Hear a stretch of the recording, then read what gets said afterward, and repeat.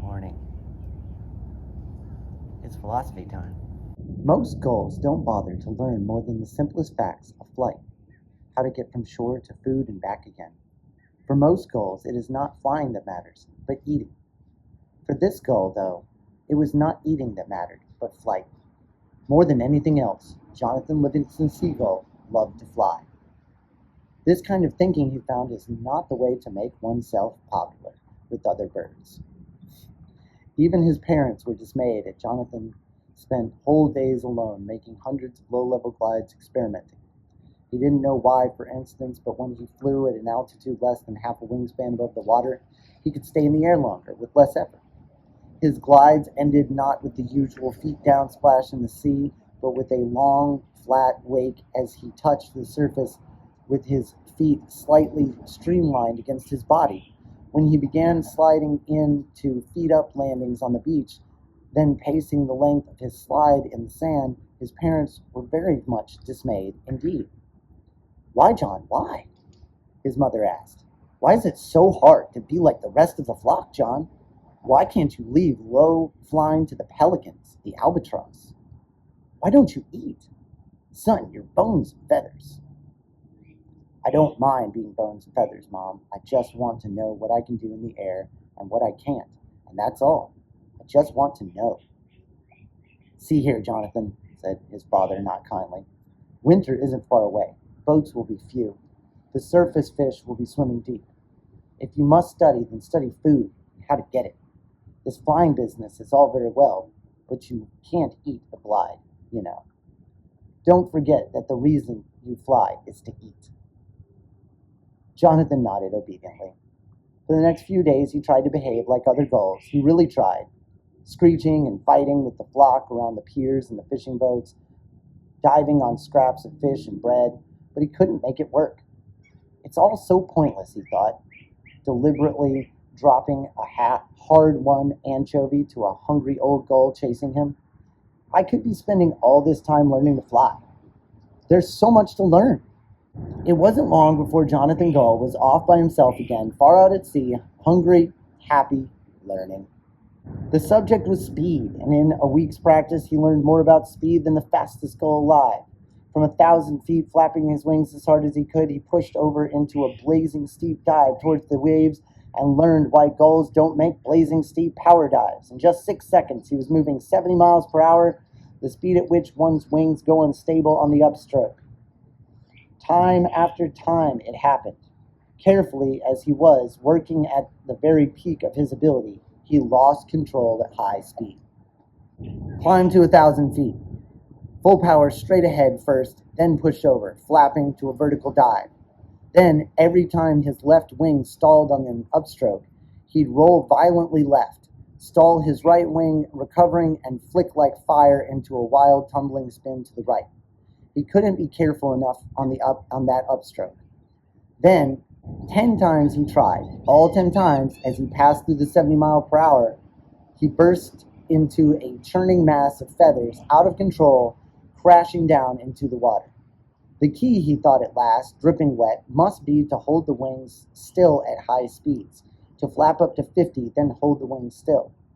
From 2,000 feet, he tried again, rolling into his dive, beak straight down, wings full out, stable from the moment he passed 50 miles per hour. It took tremendous speed, but it worked. In 10 seconds, he had blurred through 90 miles per hour. Jonathan had set a world record for seagulls. But victory was short-lived. The instant he began to pull out, the instant he changed his angle of his wings, he snapped into the same terrible, uncontrolled disaster, and at 90 miles per hour, hit him like dynamite. Jonathan Seagull exploded in midair and smashed down into the brick-hard sea. When he came to, it was well after dark, and he floated in moonlight on the surface of the ocean. His wings were ragged bars of lead, but the weight of failure was even heavier on his back. He wished feebly that the weight could be just enough to drag him gently down to the bottom and end it all. As he sank low in the water, a strange, hollow voice sounded within him. There's no way around it. It was a seagull. I am limited by my nature. If I were meant to learn so much about flying, I'd have charts for brains. If I were meant to fly at speed, I'd have a falcon's short wings and live on mice instead of fish. My father was right. I must forget this foolishness. I must fly home to the flock and be content as I am, as a poor limited seagull." The voice faded and Jonathan agreed. The place for a seagull at night is on shore, and from this moment forth he vowed he would be a normal gull. It would make everyone happier. He pushed wearily away from the dark water and flew towards the land, grateful for what he had learned about work-saving, low-altitude flying. But no, he thought, I am done with the way I was. I am done with everything I learned. I am a seagull like every other gull, and I will fly like one. So he climbed painfully to 100 feet and flapped his wings harder, pressing for shore. He felt better for his decision to be just another one of the flock. There would be no ties now to the force that had driven him to learn. There would be no more challenge and no more failure. It was pretty just to stop thinking. Fly through the dark, towards the lights above the beach. Dark, the hollow voice cracked in alarm. Seagulls never fly in the dark. Jonathan was not alert to listen. It's pretty, he thought, the moon and the lights twinkling on the water, throwing out little beacon trails through the night, and all so peaceful and still. Get down. Seagulls never fly in the dark. If you were meant to fly in the dark, you'd have eyes like an owl. You'd have charts for brains. You'd have a falcon's short wings.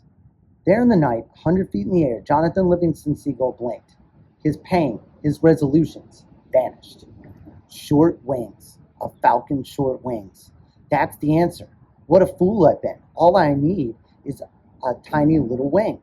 All I need is to fold most of my wings and fly on just the tips alone. Short wings. He climbed 2,000 feet above the Black Sea, and without a moment of thought of failure or death, he brought his four wings tightly into his body, left only the narrow, swept daggers of his wingtips extended into the wind, and fell into a vertical dive. The wind was a monster roar at his head, 70 miles per hour, 90, 120, and faster still. The wing strain now at 140 miles per hour wasn't nearly as hard as it had been before at 70, and with the faintest twist of his wingtips, he eased out of the dive and shot above the waves, a gray cannonball under the moon. He closed his eyes to slit against the wind and rejoice. 140 miles per hour and under control, and if I died from 5,000 feet instead of 2,000, I wonder how fast. His vows of a moment before were forgotten, swept away in that great swift wind. Yet he felt guiltless, breaking the promises that he had made to himself. Such promises are only for the gulls that accept the ordinary. One who has touched excellence in his learning has no need for that kind of promise. By sunup, Jonathan Gull was practicing again. From 5,000 feet, the fishing boats were specks in the flat blue water. Breakfast flock was a faint cloud of dust motes circling. He was alive, trembling ever so slightly with delight, proud that his fear was under control. Then, without ceremony, he hugged in his forewings, extended his short, angled wingtips, and plunged directly towards the sea. By the time he passed 4,000 feet, he had reached terminal velocity. The wind was solidly beating against which he could move no faster, and he was flying now straight down at 214 miles per hour. He swallowed, knowing that his wings unfolded at this speed, he'd be blown into a million tiny shreds of seagull. But the speed was power, and the speed was joy, and the speed was pure beauty. He began his pullout at 1,000 feet, wingtips thudding and blurring in the gigantic wind, and the boat and the crowd of gulls tilting and growing meteor fast directly in his path. He couldn't stop.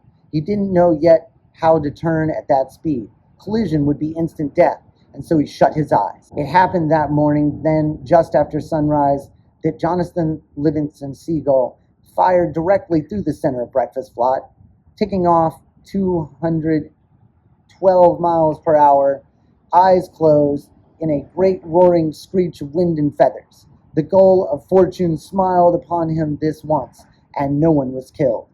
By the time he had pulled his beak straight up into the sky, he was still scorching along at 160 miles per hour. When he had slowed to 20 and stretched his wings again at last, the boat was a crumb on the sea 4,000 feet below. His thought was triumph. Terminal velocity, a seagull at 214 miles per hour. It was a breakthrough, the greatest simple moment in the history of the flock. And in the moment, a new age opened for Jonathan Gull. Flying out to his lonely practice area, folding his wings for a dive from 8,000 feet, he set himself at once to discover how to turn. A single wingtip feather he found moved at a fraction of an inch gives a smooth, sweeping curve at tremendous speed. Before he learned this, however, he found that moving more than one feather at speed will spin you like a ripple ball. And Jonathan had flown the first acrobatics of any seagull on Earth. He spared no time that day for talk with other gulls, but flew on past sunset. He discovered the loop, the slow roll, the point roll, the inverted spin, the gull bunt, and the pinwheel. When Jonathan Seagull joined the flock on the beach, it was full night. He was dizzy and terribly tired. Yet in delight, he flew a loop to landing with a snap roll just before touching down. When they hear of it, he thought of the breakthrough. They'll be wild with joy. How much more there is now to living. Instead of our drab slogging back and forth to the fishing boats, there's a reason for life. We can lift ourselves out of ignorance. We can find ourselves the creatures of excellence and intelligence and skill. We can be free. We can learn to fly.